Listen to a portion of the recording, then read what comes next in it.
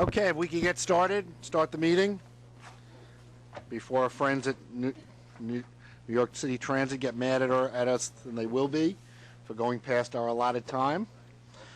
Yeah. Any public comments? One? Go right ahead.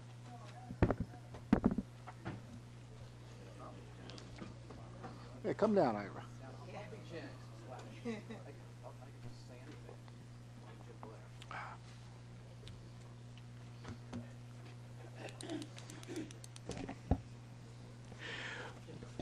Good morning. My name is George Hykalis, the president of the Institute for Rational Urban Mobility.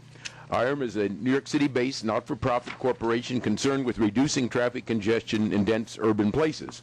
At the December meeting of this committee, IRM respectfully requested that MTA conduct an independent third-party review of the benefits and costs of redirecting the Long Island Railroad East Side Access Project to an alternative developed by the Delcan Corporation, Canada's largest engineering firm, that would use existing platforms and tracks that lead to the little-used upper-level loop at Grand Central Terminal. A copy of that request is attached to this handout. Changing directions now would avoid the grave concerns clearly expressed by four fire safety egress experts about the ability of passengers to safely exit the deep cavern station in the event of a fire or terrorist attack.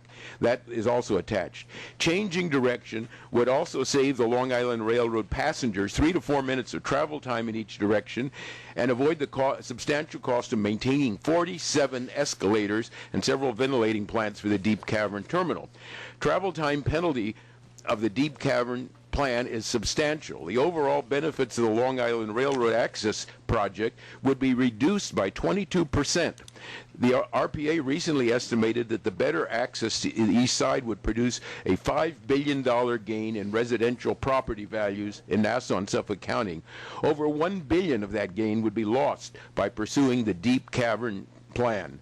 IRM believes that an independent assessment would clearly demonstrate that changing course is in the public interest and urges MTA to proceed quickly with this assessment. And I've listed 5 elements of such an assessment. I'd be glad to talk to anyone in the MTA board as to how to do that. Thank you. Thank you, George. Next is Orrin Getz.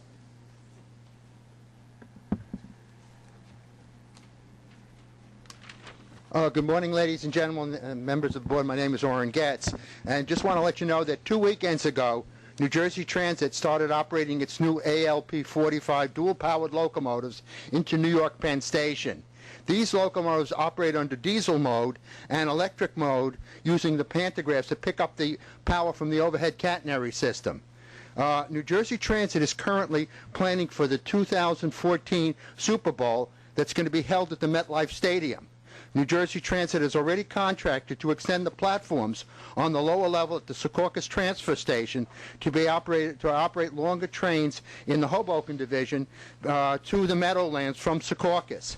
And I think this is a great opportunity for the Long Island Railroad, because they can now consider running through service from Long Island through to Secaucus, much like Metro North already does from New Haven into Secaucus for the football games and possibly the Super Bowl. These new ALP 45 diesel locomotives, or dual-powered locomotives, could do the trick, because they can run under electric power from Secaucus into Penn Station into Sunnyside. At Sunnyside, they can switch to diesel power and run all the way out to Hicksville and Ronkonkoma. They don't have third rail shoes, so they can't run on the third rail, but they can run under diesel power, and they're quite powerful, and they do accelerate quite well. They already are very experienced at, because they do use them under diesel power on the Pascack Valley line. So I suggest that the Long Island Railroad seriously look into working with New Jersey Transit to run through service to the football games in the fall, and particularly to the Super Bowl, which is going to be at MetLife Stadium in the Jersey Meadowlands in January of 2014. It's a great opportunity for the railroads to work together to give everybody better service, this on an initial basis, and possibly more through service in the future. Thank you. Thank you very much for that very interesting idea. We will pursue it, obviously. Thank you. Mr. Barry Adler.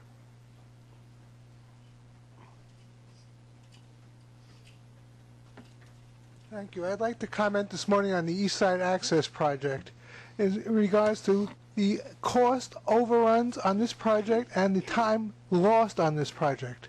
This project needs to have a forensic audit performed by an outside agency to determine who and what is the cause of these problems. We also know, as I attended the long-range planning framework all the way back in 1995, that resulted in this plan that was supposed to take the Long Island Railroad East Side access into the lower level of Grand Central Terminal using the loop tracks out by the same manner. This project has morphed into something incredibly expensive, and there's been no public accountability to who authorized these changes, where in Albany has the approval for the borrowing come from. Nobody in the public has a clue. We have audits from the state controller saying this project is over budget and mismanaged.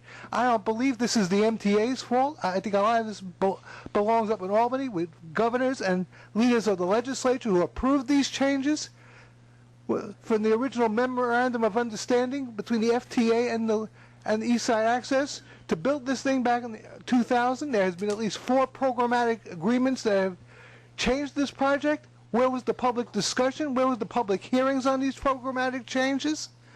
And the only way this is ever going to be uncovered if MTA board members who are getting the blame for it now, for decisions that were made back then, should have a forensic outside audit performed that names names and has no connection to our responsibility to political leadership who approved these changes. Thank you. Thank you very much. Minutes of the are included in the packet on page 3. Are there any changes or suggestions to the minutes? If not, a motion to approve. All in favor? Aye. Any changes to the work plan? I don't believe so. No. No changes to the work plan. Okay, then let's go right into the President's report. Okay, good morning, Commissioners. I do want to just, before I get into my regular report, mention that we are engaged in very comprehensive planning for Super Bowl 2014. And I am pleased to note that we are being led by our Chief Operating Officer, Nuria Fernandez. She is our prime contact with the host committee, and she is gathering support from Long Island Railroad, Metro North, New York City Transit. This will be a football week in New York City. Nuria keeps reminding us it's not a single-day operation.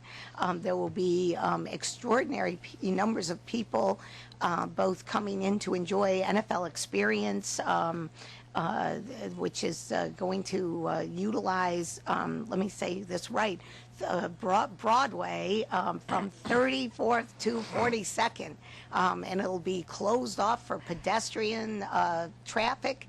No vehicles, there'll be tents, it's all free, lots of people will be coming in. And then, of course, there'll be the game and lots of events in the city. Actually, the number of people who try to go to the game won't be as much the locals because those tickets are dispersed in a very highly organized NFL way. So the regular folks aren't going to be able to buy tickets. But there'll be other events for them. We'll be briefing this committee, Chairman Pally, on all of our activities as we get there. Okay. So, sorry, there are no tickets.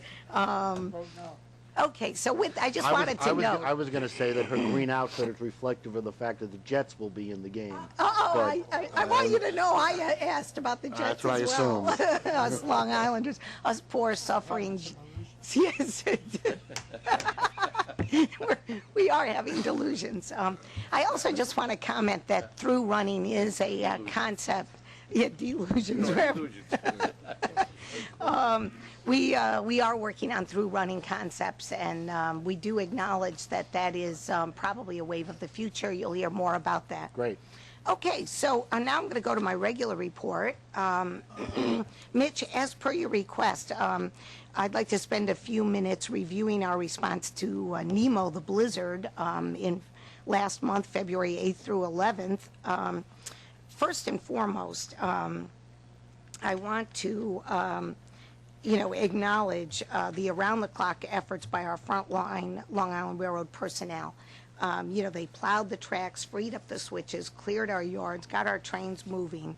And while we can always have the best operations plan and the best communications plan, we can't do it without our crews. We especially depend on our engineering crews. I'd like to acknowledge Kevin Tomlinson, who's here as our Chief Engineering Officer. I'm not sure Kevin actually slept between February 8th and February 11th, except maybe a little cot rest here and there. But he did an extraordinary job. Mike Gelomino as well, Senior VP of Operations. Really an extraordinary effort because the amount of snow as you got further east was, at play, just significant areas. Some of us know that. Yes, 30 on inches. our driveway. Yes, people who live in Stony Brook especially. That's right. It certainly felt it. So I want to just highlight to everybody, we were able to use our situation room and coordinate with the local EOCs, the Emergency Operations Centers that were open in New York City, Nassau, and Suffolk. And this is becoming a very effective way for us to understand what's going on in other communities and to share resources and make decisions. One of the most significant lessons that we learned from, I always call it the winter from hell, 2010 through 2011, when we had repeated snowstorms and it wasn't just a couple of inches, it was, 1 foot after another, was how difficult it was for the Long Island Railroad to load the schedule information. So we have a very, comprehensive AVPS, audio-visual paging system at each station. It's a great source of information for our customers, but if it's not up to date and accurate, it's not helping our customers. So it does require loading information, it requires decision making, and after that winter, what we decided to do was develop 4 modified schedules that we preloaded into the system. So I have to report to the committee that this really proved to be a tremendous advantage for us with NEMO. We were able to use modified schedule 4 and modified schedule 1. 4 was used on Saturday, 1 was used on Monday. It allowed us to use the preloaded information that then displayed accurate schedule information for our customers. Now, we still had some, residual delays Monday morning as we shook the system loose, yards that hadn't been used, equipment that had to get out. But basically, the schedule was there for customers. It had pre-programmed 10 cancellations. Customers were able to know how to access that. We publicize it. It's on the web. It's available to everybody. So we think those modified schedules have been a real advantage. We were able to fully test them with Sandy and NEMO, and it's proved to be a real advantage for our customers. Just to give you an idea of the extent of customer information and what we were putting out over that period, we had 436 emails and text alerts, 400 tweets, 45 message board updates. We do this Facebook, 29 Facebook updates, 21 website updates. We fielded over 30,000 calls on our interactive voice response system Friday through Monday, and clerks personally answered 9,700 customer calls. And there was just a tremendous need for information, and I have to say our communication staff responded in kind as service improved throughout the period of the snowstorm and recovery. We were able to get the information out to our customers. We also were very effectively able to use this coordination with other localities because some of the towns out in Suffolk were having a tremendous, difficulty clearing away snow. We're not responsible for the Ronkonkoma station, yet that station serves over 6,000 commuters on a weekday. So we were able to apply additional resources to help clear the parking lots to make sure customers would be able to park there on Monday when the localities were having difficulty. So that was our Nemo storm, as we approach spring, we of course hope that we're done with 30 inches. But again, I want to just thank the Long Island Railroad crews, the staff. They just did an outstanding job of getting out there and using our snow fighting equipment, clearing the tracks, and getting customer information out there. So with Nemo behind us, I want to talk about St. Patrick's Day coming up this weekend. We have both the New York City Parade on Saturday and we have the Montauk Parade on Sunday. Normally there's a little break between the two parades, but I have to compliment Mike Cohen, who's just done an outstanding job of developing a deployment plan that will assist us through both parades. The more challenging of the two, interestingly enough, is Montauk. We really appreciate the operation that our employees put in place. We use a gating operation, and we use police presence at these key stations. As you know, we have an alcohol ban, and we will keep that in place on St. Patrick's Day and on Saturday for the New York City Parade. And we think that that helps us. Mike, any comments that you want to make on that? Again, we're always in favor of the alcohol ban. We do have additional officers coming in on Saturday and then as well on Sunday, and I want to thank Chief Odessa and Captain Boyle who actually put that plan together. We also work with the organizer of the Montauk Parade. We've adjusted the hours. I think this year they moved them back to an area where we thought was a little unfavorable to us, but it's still better than it was initially. Right. So, we're keeping a tight eye on both of those parades. And it's going to be a long day, and the weather's It's going to be in the parade's favor. It's going to be a long weekend. They did move the parade last year in Montauk to 10 o'clock. That was one of our best parade events. Of course, we had many fewer riders with a 10 o'clock start time. They've moved it now back to about 11:30. It used to be 12:30, 1 o'clock. So we'll see how this 11:30 time frame falls. The goal, of course, is to make sure, we are able to, get the customers back at the end of the day. So we'll monitor that and adjust accordingly. I did want to note that we were able to restart some of our service that had been canceled, really, in 2010. We restored some additional service on Long Beach and the Montauk branches. We also added additional service under the plan that was adopted by the board, and it began March 4th. And just, to remind everybody, we went to the increase from hourly to half-hourly service on weekends between New York City and Farmingdale, 9 to 12 and 4 to 7 p.m. Weekdays, which I know is one of your interests, Mitch, Ronkonkoma, we went to half-hourly westbound service on weekdays. I know there's still a hue and cry for, the eastbound service. We're looking at that, and that's very difficult to schedule at this time with the single-track operation. Long Beach, we restored 1 a.m. train. Atlantic Terminal, we're providing the late-night service between downtown Brooklyn and Jamaica, and that's an important service that continues to support Barclays, because the goal is to have people actually be able to stay and enjoy the community and the amenities in the community after Barclay events. Port Jeff, we restored 1 p.m. peak train. Montauk, we added scoots back, and we restored 1 p.m. train.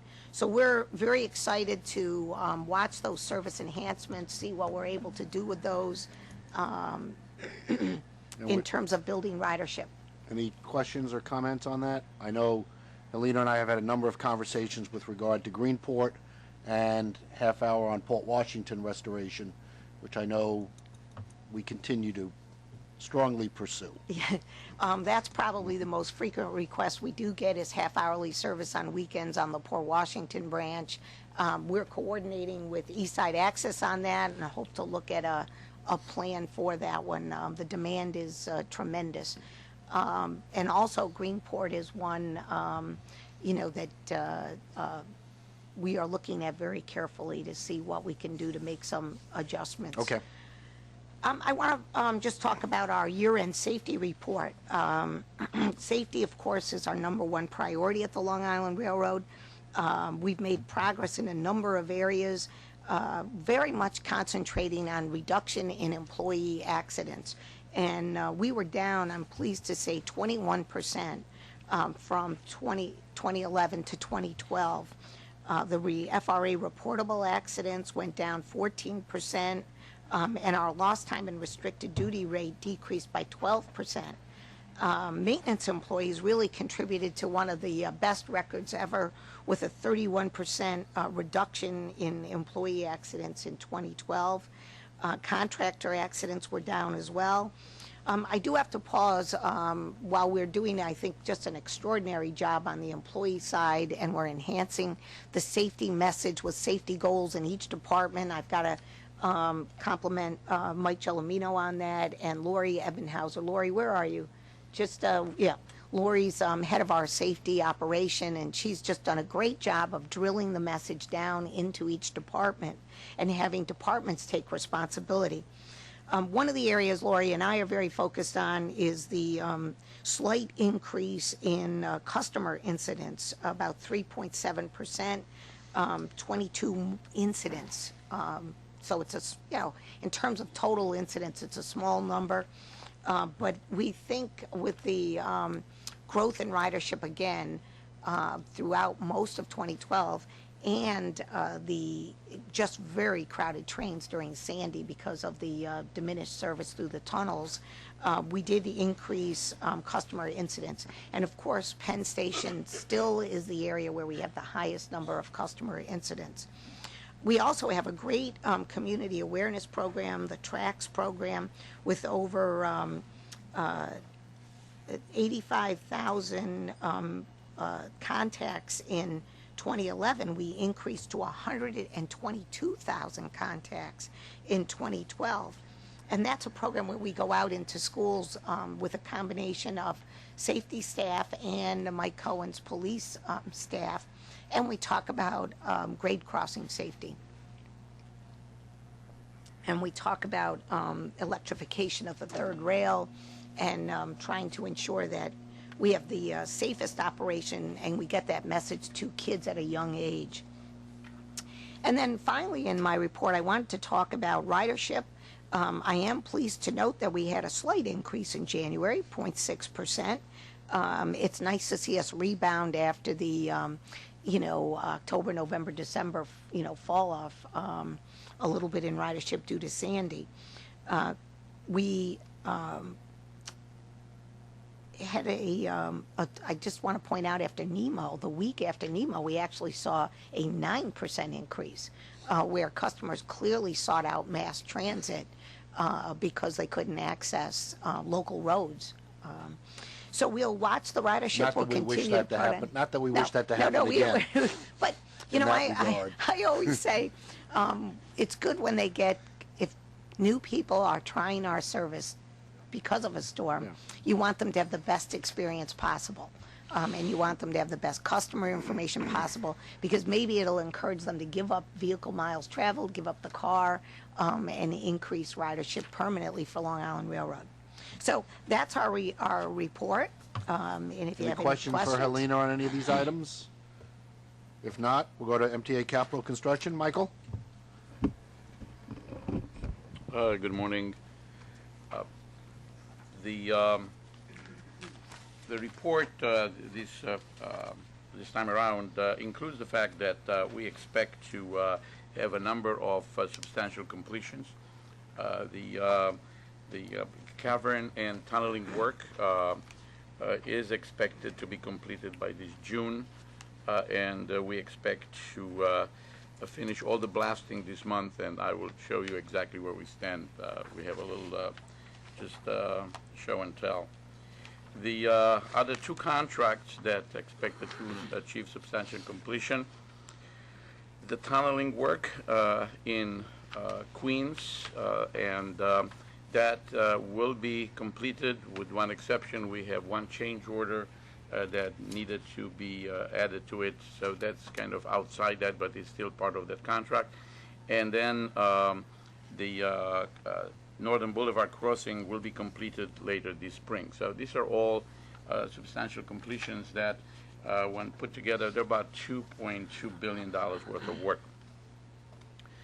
The work is continuing in Harold, and there's a lot of third-party work, Amtrak and Long Island Railroad, in preparation for this work, for the outage this summer. We're going to take advantage of 1 month in order to progress the westbound bypass, and that's necessary to be done this summer. We have a 1 month window to work. Overall, there's a lot of work going forward in 2003, and the first rework Manhattan contract for the southern end will be advertised in March, and we expect to actually get bids sometime in May.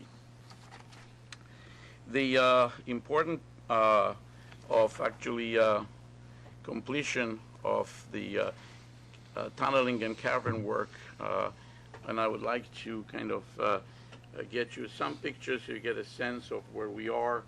They have been in a number of, actually our photographer at MTA took incredible pictures. They are in a number of magazines right now. This is actually focusing on the Grand Central, and we are 160 feet below that. It says 140, we're actually 160, but keep going. This is actually a completed escalator wellway looking from the top, then looking from below, the same thing. And it's kind of, it's really was, the way it was blasted was in an incline. Next. This is a picture of the cavern looking south from 49th Street. You can see how large it is. We're now in effect finishing the floor and all of the under floor installation. Next. This is the same thing now looking north from 48th Street. These are the 4 tunnels that are coming in, and just imagine you will have a lower level and upper level in the mezzanine. That means on every cavern we will have 4 tracks. Again, another one, and people that have actually been there, it's, you know, a picture is nice, but being there is even nicer to see what's going on. Next. This is a crossing, we call it a Y. Next. Just to get a sense of the magnitude, you see the people down there. This is still some mucking operation taking place at 49th Street. Again, this is, we are moving out stuff by train. This will end by the end of this month. This is concreting that is being taken place. Next. This is basically the tunnel below 50th Street. This is a finished tunnel. We are storing forms in order to be able to move along the finishing. This is forms that we have, the lining forms. This is another one in another tunnel, and these are things that will be used to finish the concreting of the tunnels. We are still blasting, and this is the last of the blasting. You can see some of the, the holes there are and this is the explosive that are being loaded.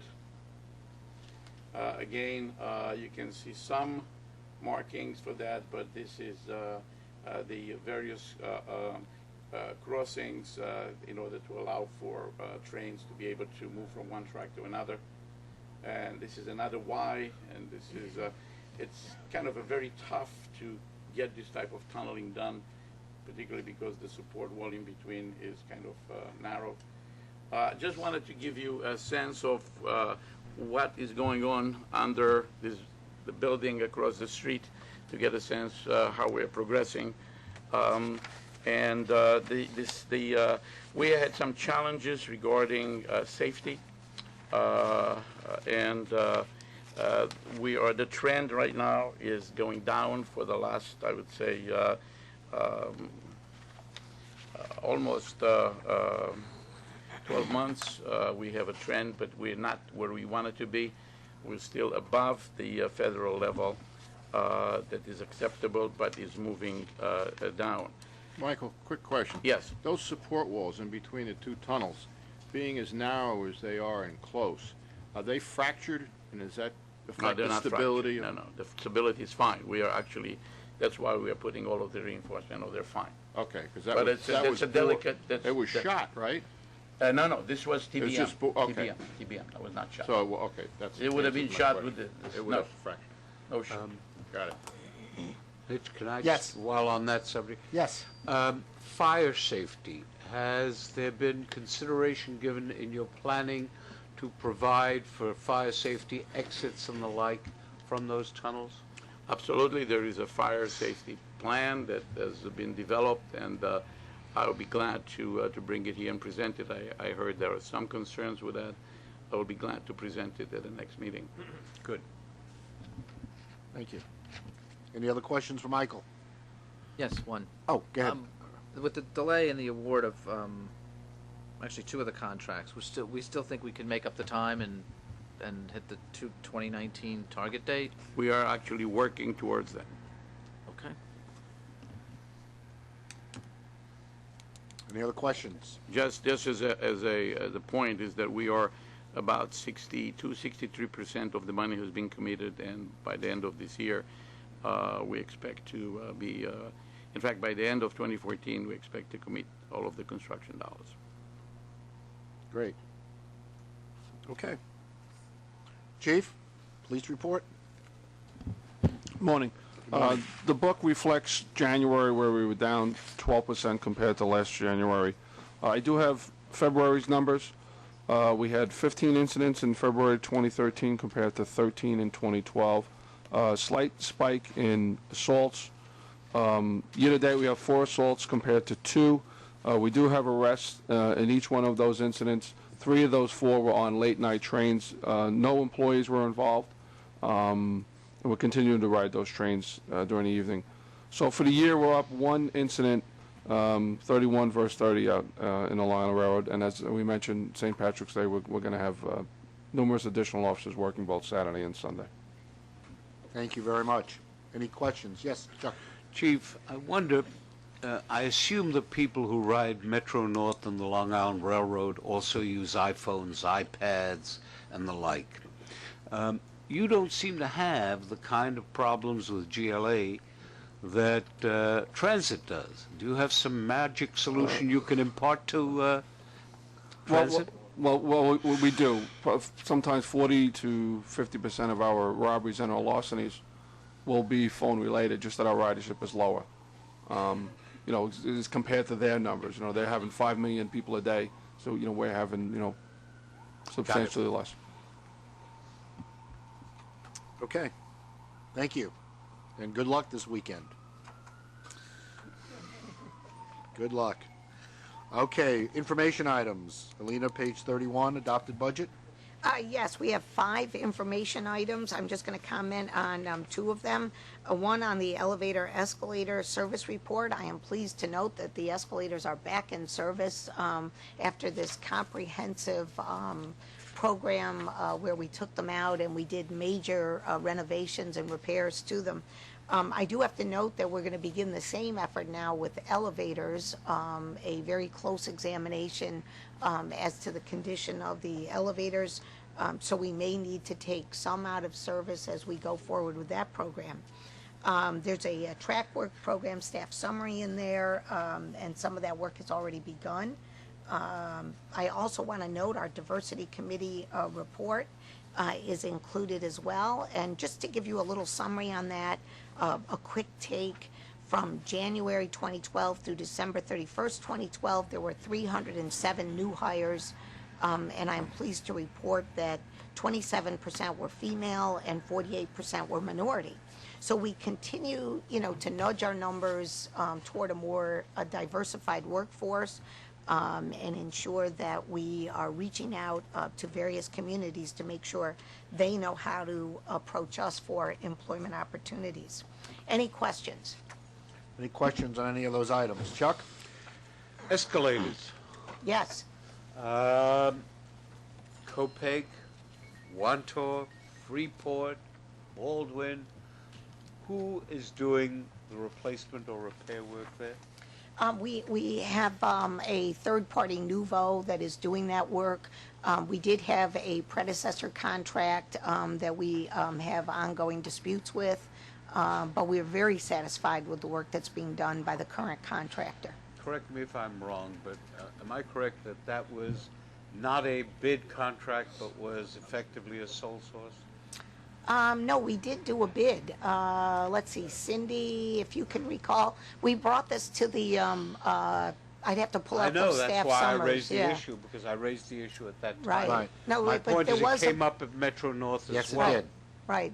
There was a bid, and Metro North, I think, wrote our That's correct. procurement. Yes, that's what Howard said this morning. Cindy? Yeah. Okay. What is the prognosis for when the people of Copake, Wantor, Freeport, and Baldwin will have escalators? They're back. Joe, any comments on that? They're all back in service. As of March 1st, they're all back. All back. You should have said so in the Well, report. unfortunately, right. I did include. Notwithstanding Right, what's right. on page 72, they're all back. Exactly. Right, but on page 60. Some of us actually right, read right. this stuff. On page 67, we do include that sentence, the last line of the memo. Of course, this was prepared, as they were coming back.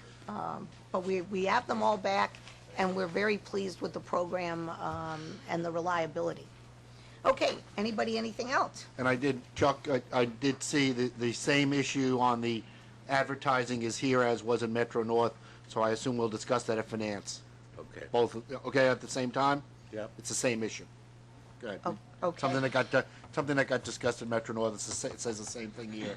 And Chuck had a question about it, and we all agreed we would discuss it with Bob Ferran at Finance. It's why are you not getting the Right. credit Right. on your For the financials advertising for revenue. the advertising The revenue advertising you revenue generate? question. Yes. Yes.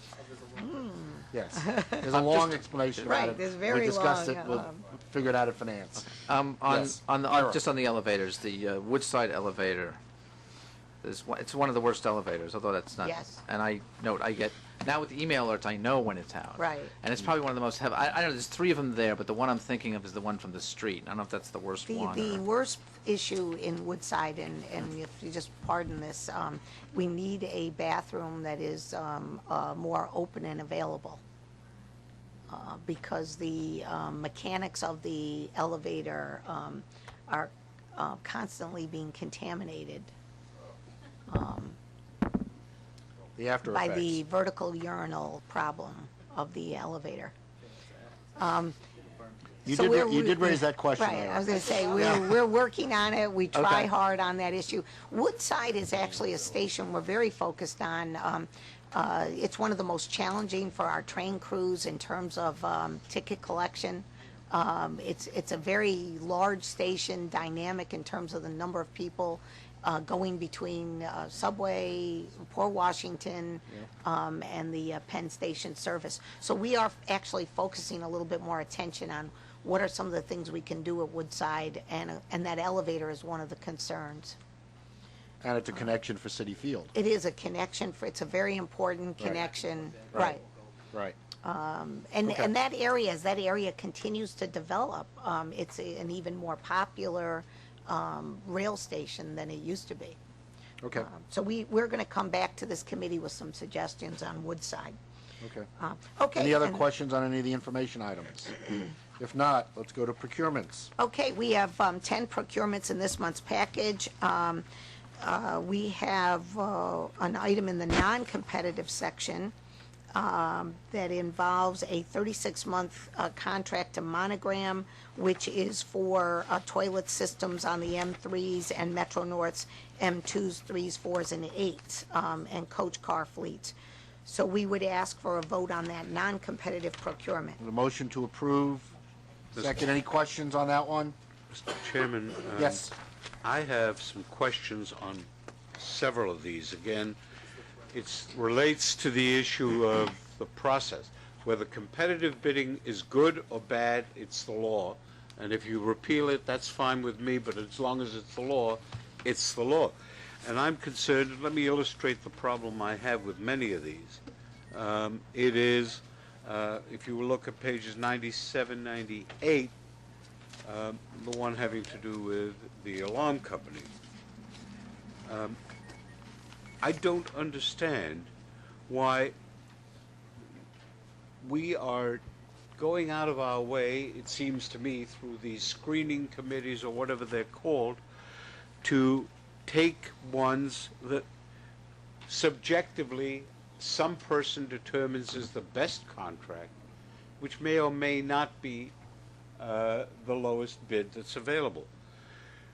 Here, if you look at page 98, following the oral presentation, it was decided to request best and final offers.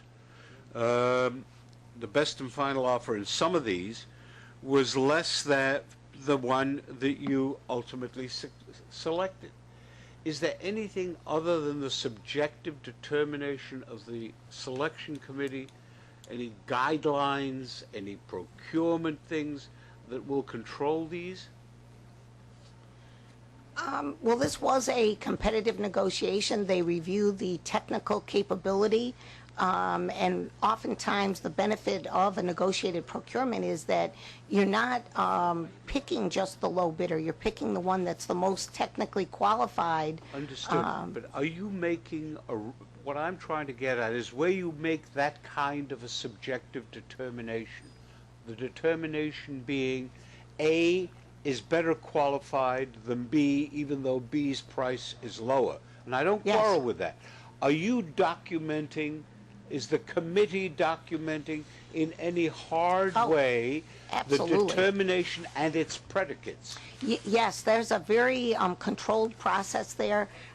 Cindy, there's voting, there's records, every aspect of that procurement and analysis of the technical response is documented. Is there a... So that it is not left as a subjective, oh, I like this one, not this one. But you're telling me that you have a hard copy or a digital or electronic documentation that A has better qualifications than B, so if a third party looks at it, that's apparent. I want to be careful about the word qualifications. We aren't just evaluating qualifications, we're evaluating technical response to the TSOW. So there can be very qualified firms. It's what was their technical response to the requirements that we're seeking. And are you so it's documenting that the technical response... Well documented. Subject to audit, subject to review. I am very confident in that. I'm not interested in creating more paperwork. What I am concerned about is the appearance of several of these. Looks like that the determinations could have been subjectively based rather than something that is clear. Yes. Well, and of course, we count on the team to use that subjectivity to get us both the best technical response and the best price. This one, they certainly were able to even get further reductions in price that, made it really advantageous to the company. Do you have an outline of how the committee operates that perhaps you could give Chuck in that regard? Not necessarily with this specific bid, but in general how the committee operates and what guidelines it uses. If you could provide that, that might be very helpful. Good. Very good. Okay. Okay, All right, let's go back to a vote need then a vote on the non-competitive. There was a motion and a second. Let's do the non-competitive first. The monogram one first? Just do the toilets. Let's do the monogram one first, okay? All in favor, on opposed? Okay. Now, competitive procurement starting on page 87. Ira, did you have a question on one of those? That's on page 91. Okay. That one, it's in the staff's, at the end of the staff summary, I'm just curious as to this. I don't remember, that one. It's the last sentence, there's two sentences. The contract awards will be for a 3-year period with 1 2-year option, will support a long-run capital program and operating needs. But then it says, Long-Run has utilized its approach to hazard abatement since 2002 and has found it to be cost effective. Now this is it looks to me like a pre-qualification process, what we're approving here for the hazard abatement. Well, it goes beyond pre-qualification in that we will actually enter into contracts and have them on call when we need them. And then when we actually have an assignment, it's a task order. but we've negotiated in advance all of the rates and their availability requirements. Once that's, okay, so we're approving an RFP process to get as needed, the contracts that are as needed. So some people may get nothing, but there'll be signed contracts as a result of Right. this RFP. Yes. And Does then the we'll- board see that again? See Yes. that- Yeah, right? Yeah. Correct? Absolutely. Yeah, okay. You'll see who's selected, who comes through that Right, process. after that, but it's. Right. This is the It's start kind of of the like process. Do we do this anywhere else Yes. except Hazard Oh, Debate? yes, We've done this other, we've okay. done All this right. in many other cases. Not just Long Island. All the agencies do it. We see 'Cause them it's all the time. It's important that you have firms available.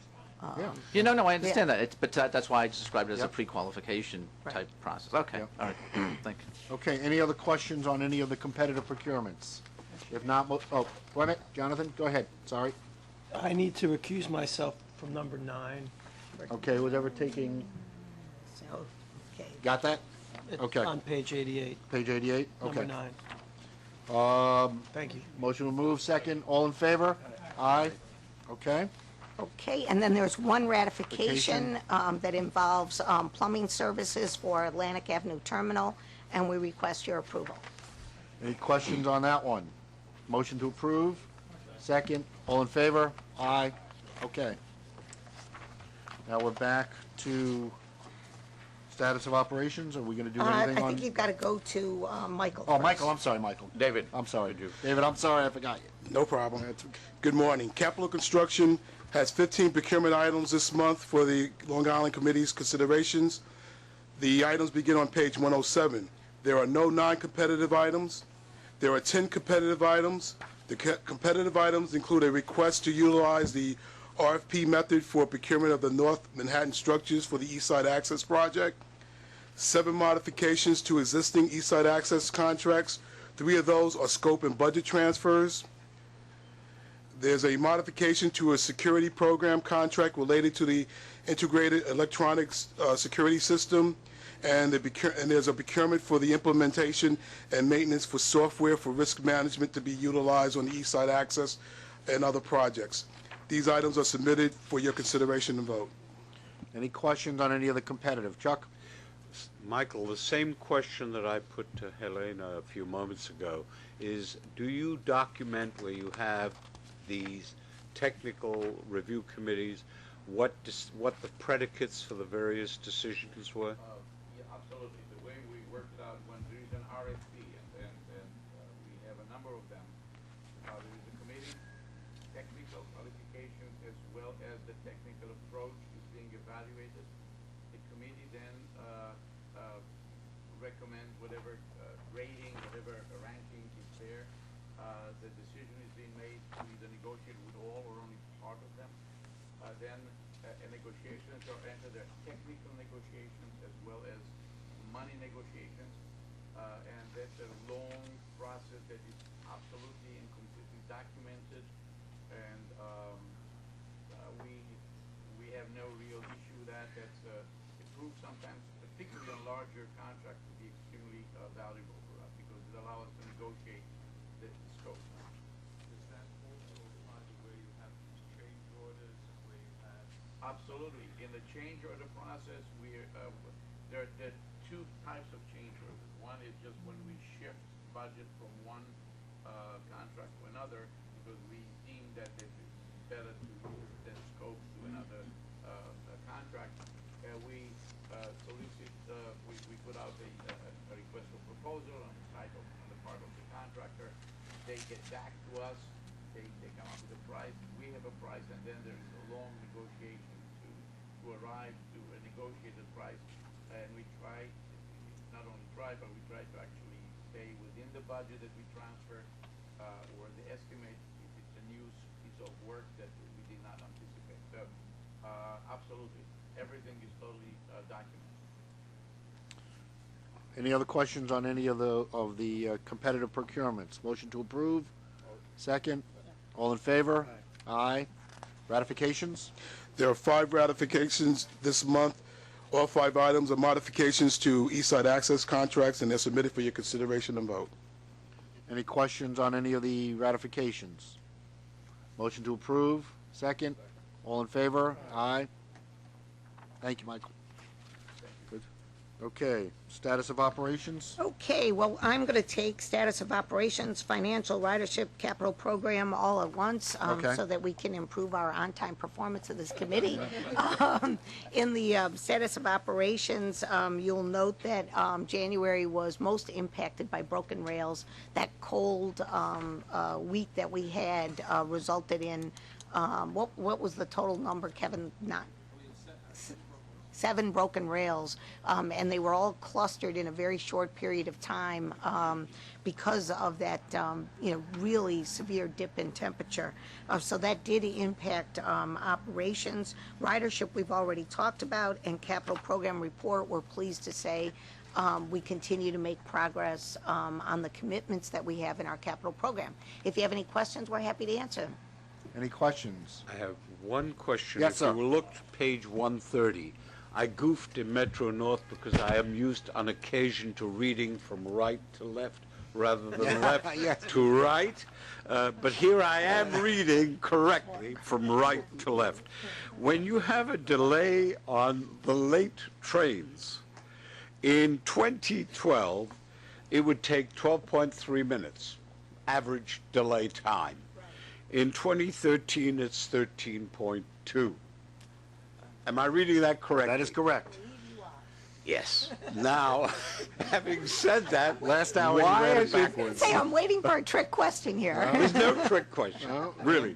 The question I have is why, when there is a delay, is it longer? Because I would say that, you're just averaging it over January 2013 right now, and we did have a month with significant broken rails, which we just mentioned, that did contribute to delays. Oftentimes with broken rails, we sometimes fortify the rail on a temporary basis, and then we operate over a restricted speed. Other times, we had such severe broken rails that Kevin had to actually do the repair. Is this perhaps, you can't guarantee it, but is this perhaps non-symptomatic of the average delay time? Well, look at, there's an annual report. The annual operating report shows a good trend, because in 2011, the average delay was 13.9 minutes, and in 2012, it's only 12.9. That's on page 60. That shows, that's to 2012's figures. 12.3, yes. Yeah, so there was, I need glasses. Forget about the reading right to left. That's a 12 point. I don't know, anyway, whatever, it's better. Yeah, it's better. There's a better We're getting trend, better. we can agree on Right. that. And we hope, of course, well, in that's 2013 to about these continue to statistics, it improve would be good to But show. you see, if you go right below that, you'll see the other one. It goes the other way. All do you I'm mean? trying to get a handle on is the following question, which sounds Well, you gotta simple, read right to left. but is Why very does it hard take it for an longer? operator, which is, do you ever try to get a handle on why it is that a delay on average will be longer rather than shorter? The time of the delay, not the cause yes, of the delay. Yes, no,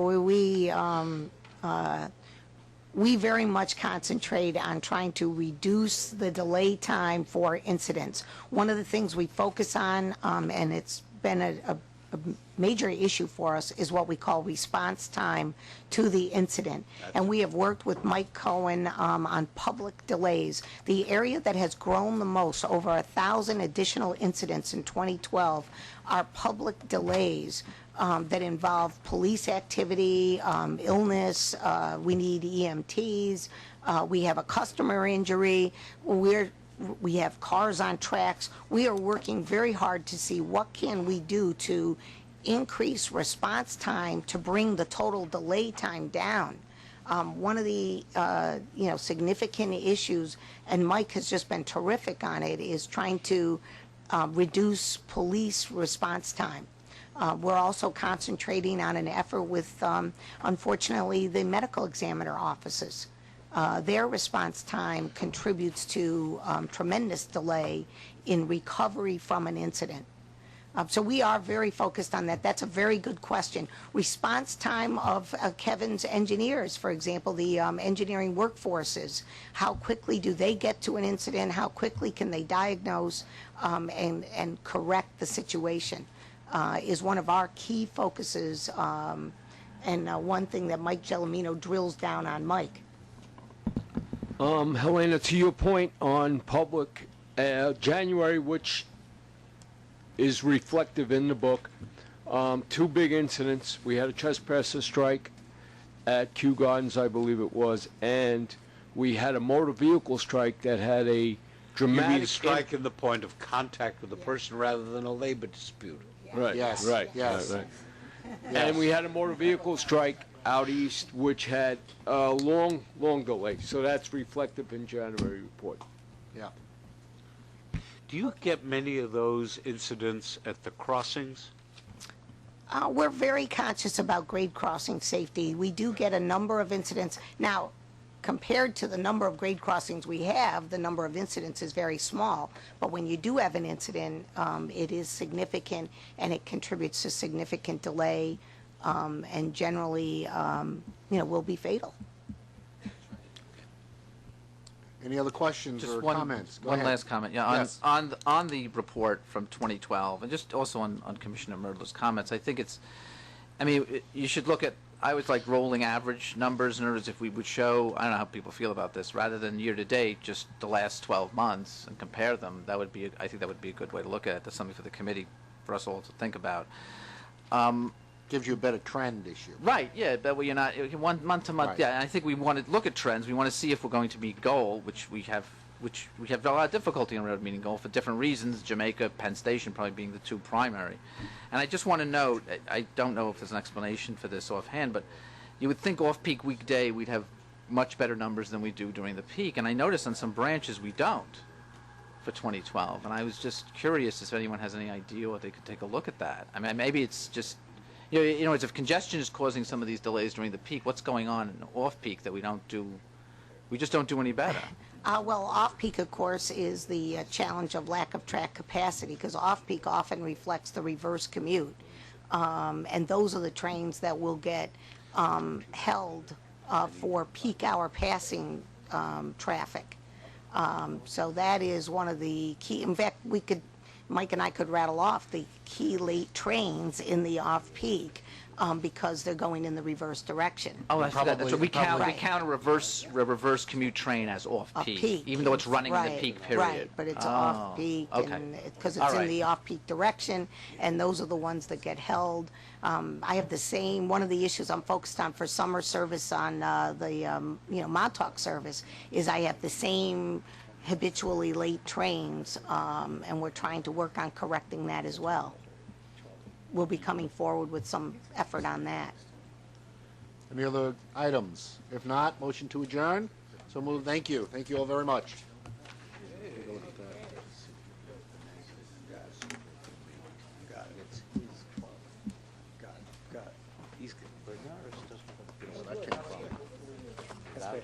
Without doing his work.